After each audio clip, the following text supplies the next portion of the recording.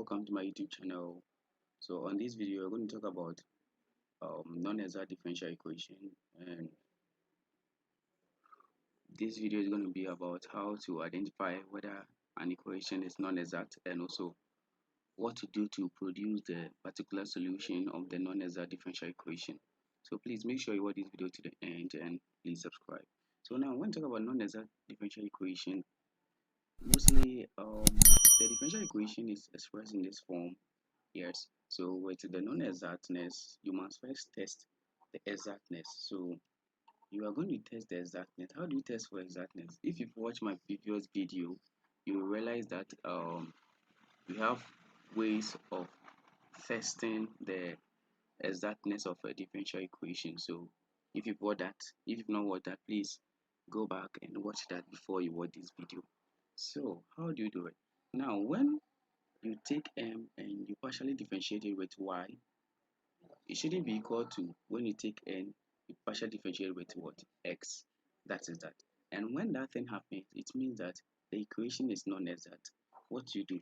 Then first, you find something called the integrating factor, which is this formula. That's the e exponent, the integral of the the partial derivative of m with respect to y minus partial derivative of n with respect to x all over n dx.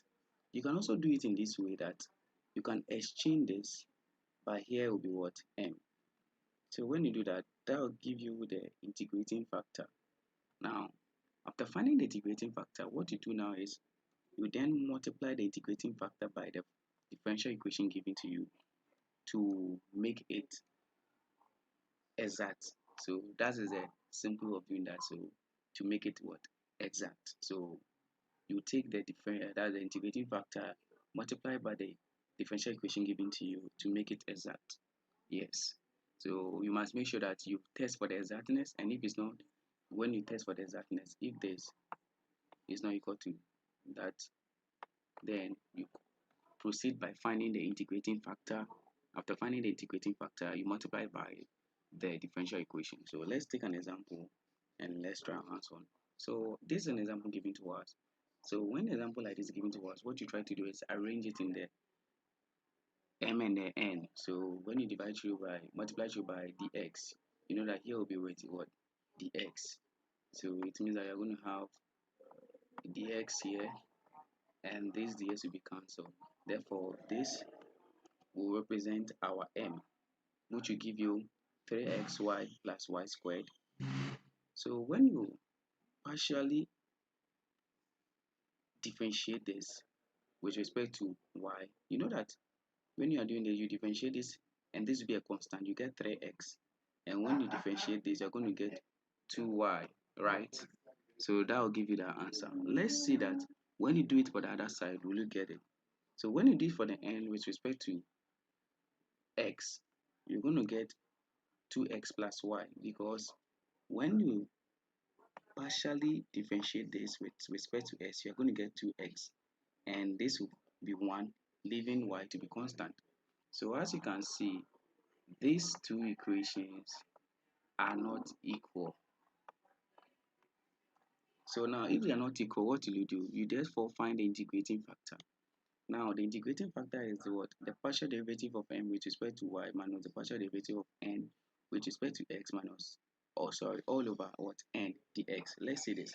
So we have our this to be this one, that is with respect to m, we have it to be there. So we are going to do substitution, and when we substitute, this is what you're going to get. Yes. So wow, with this, it means that this negative is going to affect this and that. So when you break it down, you're going to have the integrating factor to be e exponent. That is, you're going to get this minus that to give you, I think, x and plus y, because when you open a bracket, this will be minus all over the n, which is what? X. You can sub what? Factorize x out. That will be x plus y. So when you do that correctly, I think this will cancel this, giving you the integral of 1 over x. That's the e. And when you do that, you're going to get e exponent ln x, and the natural logarithm will cancel the e. So you get the integral, that's the integrating factor, to be x. That will give you the integrating factor. Now what do you do now is, what to do now next is, you therefore multiply the integrating factor by the differential equation. That's what we did here. So this is the integrating factor, that is x. You multiply through, and when you multiply through, this is what you do. Now after that, you test for the exactness whether your integrating factor is correct. So when you test for the exactness, when you partially differentiate in respect to y, you know that the 3x will be constant, the 3x will be constant, and when you do this, the x will be constant. So when you differentiate this, you're going to get 2y. When you do the same thing for the n, you're going to get the same thing, which is going to be what? 3x squared plus 2y. It means that this and this are equal. Therefore, you can therefore use the exactness. That if you watched my previous video, you can continue from here and use the exactness principle to do it, to find the general solution. So when you do that, since it is equal, it means that it's what? Exact. Therefore, you find the integral of m with respect to x. And when you do that, when you integrate it, you're going to get x squared. That's it. You're going to get plus 1. So you're going to get s cubed y, because the y is constant, plus this is going to give you s squared over 2 and this y squared. So this is what you're going to get. And after you integrate n with respect to y, this will be a constant, and it will be with y, and this will going to give you, because this, you're going to get plus 1. So when you do that correctly, this is what you're going to get. Are you getting it? This is what you're going to get. So as you can see, the reason why we brought this y here is that when you therefore differentiate this, you should be able to get what you did here back. That's the whole principle. So when you differentiate this, you know that you're going to get this one back. Yes, so this is what you get. Now for us to find the particular the general solution, you need to sum them up. That's compare. So you have this one here, you have this one here, and this is similar. So when they are similar, you just pick one of them. So at the end, the general solution of the equation, that's the differential equation, will be this. Yes. So make sure you find the integrating factor. After finding the integrating factor, use multiply through and you make it exactness. Yes. Thank you very much for watching this video, and please, thank you for your subscription. Please subscribe and comment for more videos. Hope to see you in the next video.